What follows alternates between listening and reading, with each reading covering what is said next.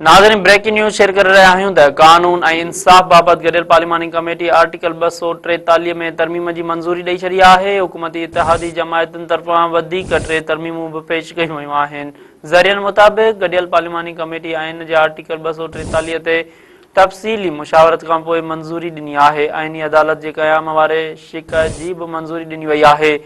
ज़रियनि जो चवणु आहे त ख़ैबर पख्तूनख्वा जो नालो तब्दील करण जी बि तजवीज़ ते हुकूमत वधीक वक़्तु घुरी वरितो आहे। बलूचिस्तान ऐं सूबाई असेंबली जूं सीटूं वधाइण जी तरमीम ते बि हुकूमत वक़्तु घुरी वरितो आहे।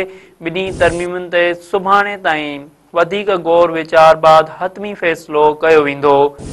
नाज़रीन, असां वांखे हिकु भेरो ॿीहर ॿुधाए रहिया आहियूं त कानून ऐं इंसाफ़ बाबति गडियल पार्लिमानी कमेटी आर्टिकल 243 में तरमीम जी मंज़ूरी ॾेई छॾी आहे।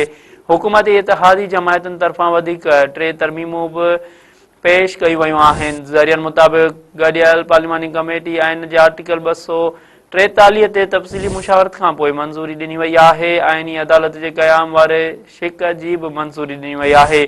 ज़रियनि जो चवणु आहे त ख़ैबर पख्तूनख्वा जो नालो तब्दील करण जी तजवीज़ ते हुकूमत वधीक वक़्तु घुरी वरितो आहे। बलूचिस्तान में सूबाई असेंबली जूं सीटूं वधाइण ते बि हुकूमत वधीक वक़्तु घुरियो आहे। ॿिन्ही तरमीमुनि ते सुभाणे ताईं वधीक गौर वीचार बाद हतमी फ़ैसिलो कयो वेंदो।